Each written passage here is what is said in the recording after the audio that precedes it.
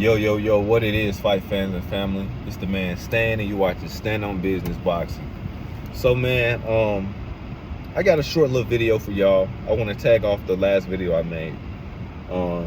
Rumor is the fight for Spence versus Crawford rematch is December 30th of this year. And that entails a lot.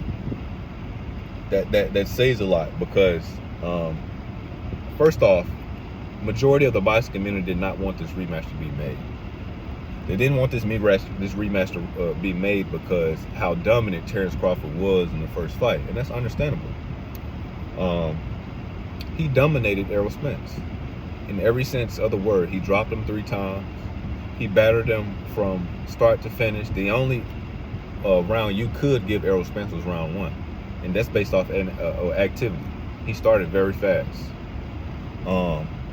But outside of that, there's nothing good to be saying about the performance that Terrence Crawford, well, Errol Spence put up against Terrence Crawford. So a lot of people speculate, like, man, like if he got done that bad the first time around, the weight won't make the difference.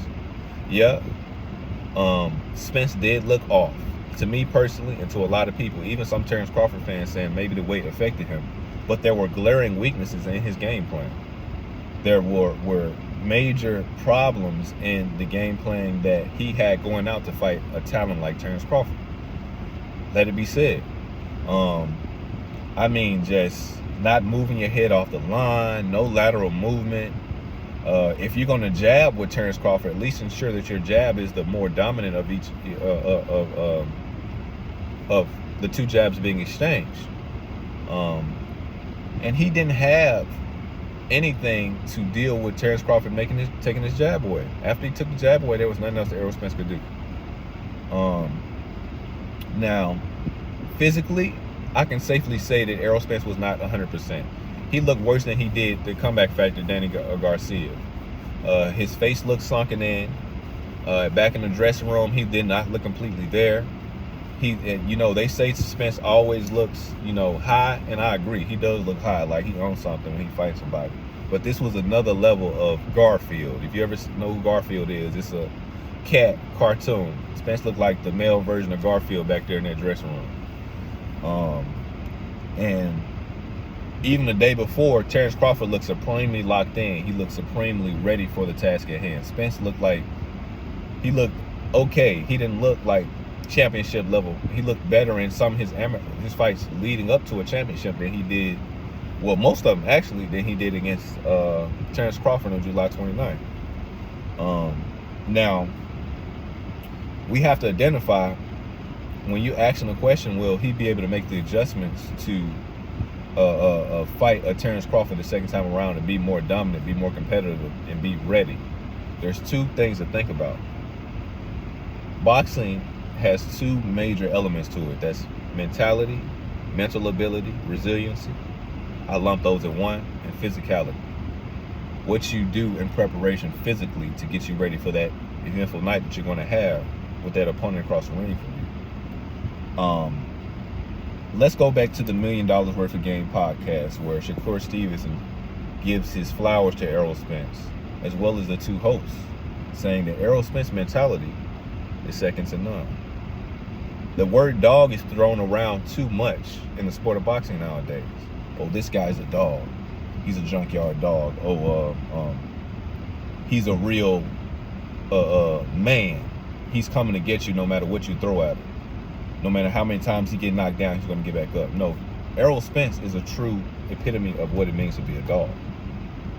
If you think about all the things that Errol Spence has been through in his career, car crashes, multiple car crashes, being flung from his Ferrari, career-threatening eye retinal tears, and to go straight into a championship fight against a Yordanis Ugas, you have to understand what type of mentality and mental ability that takes. His resiliency, his ability to bounce back is second to none. And I see nothing different with this time around. Yes, there were a lot of firsts for Errol Spence in the Terrence Crawford fight on July 29th.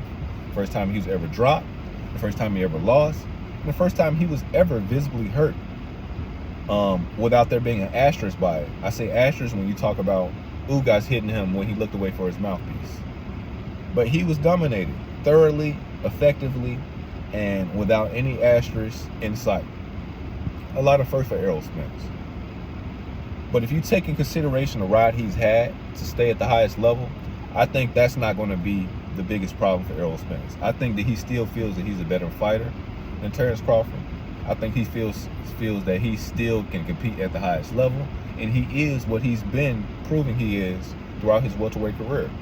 And that's a bad MF, a true dog, a man that really wants to get in there and exchange blows with you. Physically, I think he'll be there. We know that for years he's been on record saying 147 is getting very tough for him to make.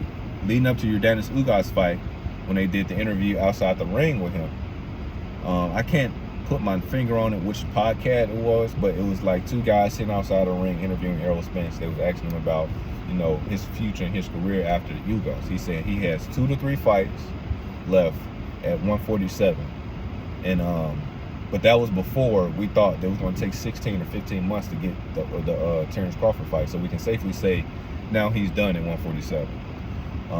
So I think the weight is going to be very good for Errol Spence. The extra energy, the extra strength. We might see prime physical Errol Spence.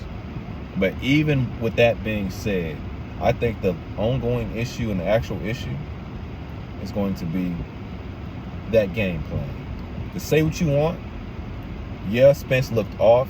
He looked drained. He looked a bit weak. But there were glaring problems in his game plan to approaching a fighter like Terrence Crawford. I mean, looping shots. I mean, no lateral movement. None of that. He took the first round, and a lot of people are not trying to give, you know, the knockdown much thought. You got to understand what a knockdown does. Errol Spence had never been knocked down, let alone visibly hurt. He had knocked down in the second round of Terrence Crawford. When he got up, I think he threw his game plan out the window. He was embarrassed. He wanted to get it back, and that ultimately led to his demise. You cannot do that against a Terrence Crawford. He has the ability to drop you. If you are dropped or hurt by him, you still have to move and stay focused. You still have to move like you never got dropped. Pay attention to what he's throwing at you and what he comes to the board to do, what he's trying to accomplish. And Errol Spence has to fix those flaws. If you're going to jab with a Terrence Crawford, ensure that your jab is more dominant and it's more effective. If you're going to exchange with Terrence Crawford, ensure that the shots he's hitting you with are not the ones that you don't see coming. And that's going to be the issue for Errol Spence. Now, I don't know if his physicality and his strength and his size and his endurance and how he approaches fights, meaning he has the best engine in boxing. I've never seen Errol Spence tired. Had something to do with his game plan looking off because he couldn't execute how he wanted to based off of the shift in his physicality from Ugas to Terrence Crawford. If that's the case, we're going to have a very different fight. But I don't know if it's much he can do to change what he's been doing his entire career to make the fight look different. But if anybody can do it, it is Errol Spence. That's all I got to say for that, guys. I just want to make a quick little video letting you know my thoughts about if Spence can make these changes and look different the second time around on December 30th. And I do believe he can. But it's going to be hard to teach an old dog new tricks. And if you can't teach him new tricks, sharpen the ones he already has.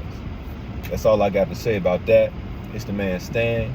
You watching Stand on Business Boxing. Like, share, subscribe, comment, hate, it's whatever.